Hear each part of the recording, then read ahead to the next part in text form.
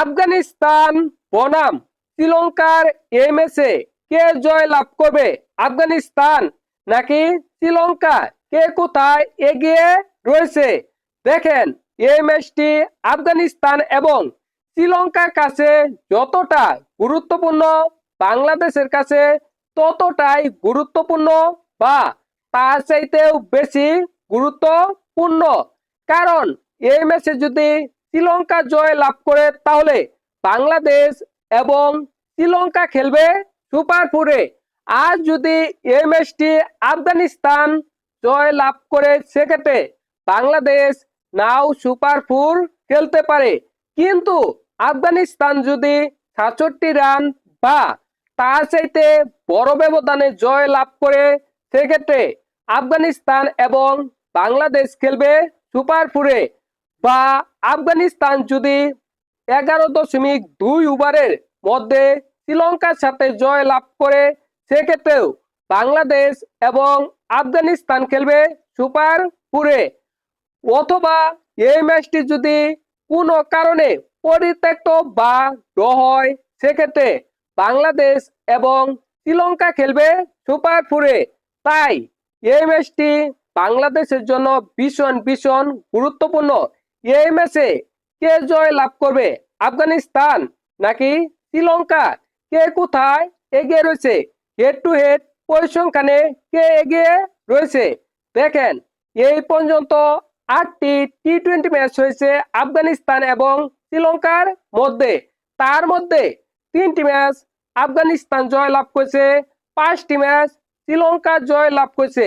সর্বশেষ 3টি ম্যাচের মধ্যে আফগানিস্তান জয় লাভ করেছে 1টি ম্যাচ, শ্রীলঙ্কা জয় লাভ করেছে 3টি ম্যাচ। এবারের এশিয়া কাপে শ্রীলঙ্কা খেলেছে 2টি ম্যাচ। ওই 2টি ম্যাচের মধ্যে 2টি ম্যাচই শ্রীলঙ্কা জয় লাভ করেছে। অন্যদিকে আফগানিস্তান খেলেছে 2টি ম্যাচ। ওই 2টি ম্যাচের মধ্যে 1টি ম্যাচ জয় লাভ করেছে।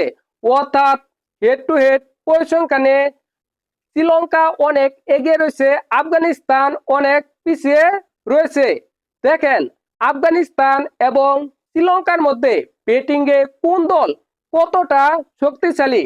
আফগানিস্তানের ব্যাটিংয়ে রয়েছে গুরবাজ, ইব্রাহিম, জাদরান, সাদেকুল্লাহ, আতাল এবং রয়েছে মোহাম্মদ নাবি।